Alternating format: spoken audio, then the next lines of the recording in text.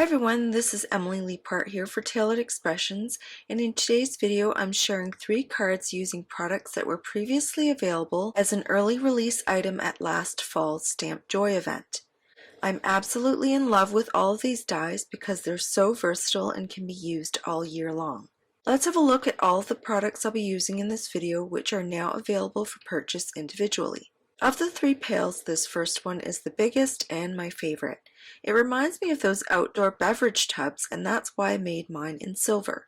The other 2 antique pails are beautiful vintage shapes, and I love the asymmetrical edge and more traditional vase-like qualities of these 2. The Garden Variety Bouquet Builder provides the stems for a bouquet and a bow for a nice finishing touch. Finally, the Garden Variety dies are a must-have, with 7 different styles of colors, 6 styles of leaves and foliage, as well as flower centers. With so many sizes and styles, no 2 flower arrangements would be the same, especially when you throw in color variation. You can see in the dies that there are so many details, which also means you can add dimension just by lifting those inner petals. Also part of this release are gold matte and silver matte enamel dots. I was so excited to see these because they're classic and I can see myself using these on just about every card. Let's start on my cards. The first thing I did was cut out all 3 pails from both silver and gold foil cardstock. Initially I wanted to make at least 1 card in gold and 2 in silver. In the end they all have silver pails because I just thought the color combo looked better with silver. It takes me forever when it comes to flower arrangements, both real and on cards, so I worked ahead off screen and created 3 different arrangements with scrap paper. This allowed me to know how many colors I would have to use. Then I die cut each of those flowers in 4 colors: lavender glaze, eggplant, saltwater taffy, and spearmint.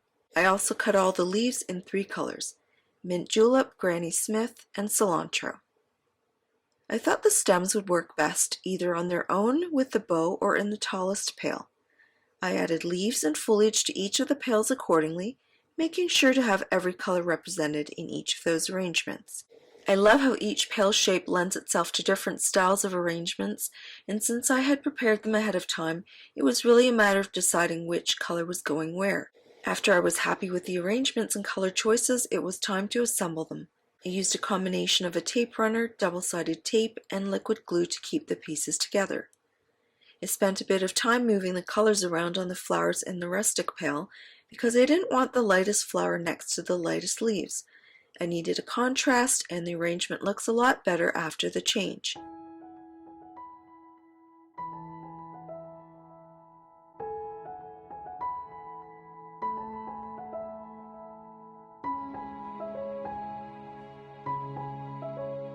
I used small foam squares to give those 3 flowers a bit of dimension. For the third and biggest arrangement, I first attached the stems from the bouquet builder to the back of the pail, then added adhesive to the backs of all the flowers. After all the flowers were attached, I wanted to fill in the void a bit by adding a second set of stems. I will add some of the smaller leaves to the final arrangement, but not until the pieces are attached to their respective card bases.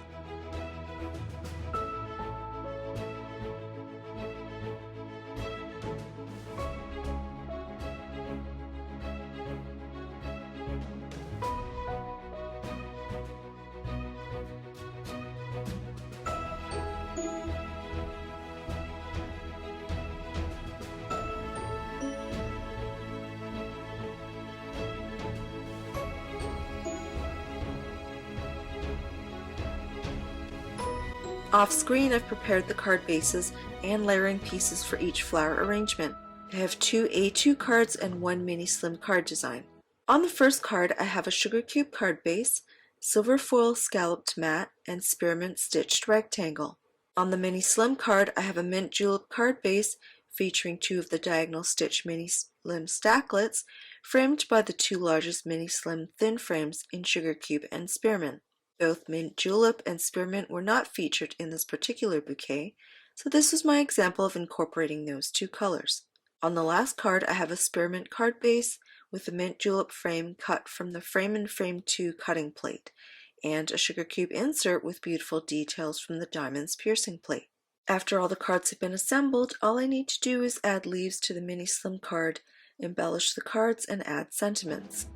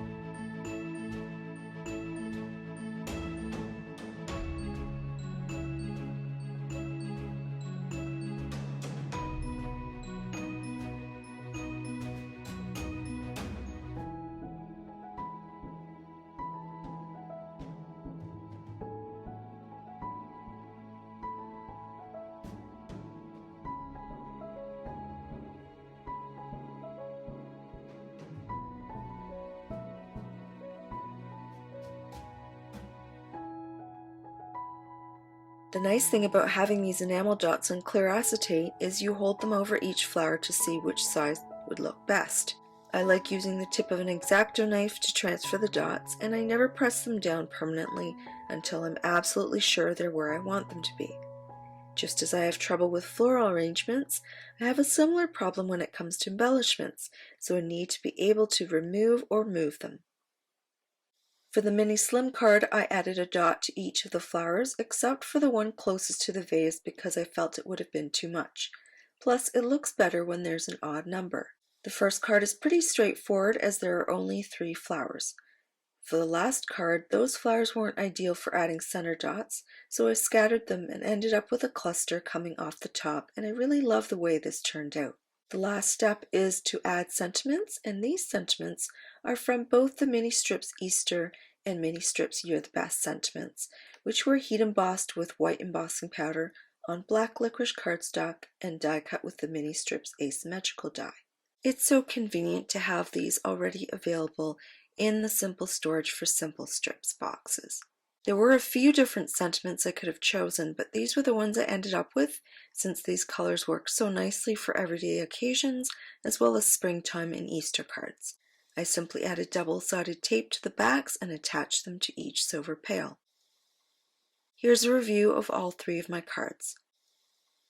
This first card is very balanced in terms of the colors in the bouquet, and it features the darkest and most simple background of all 3 cards.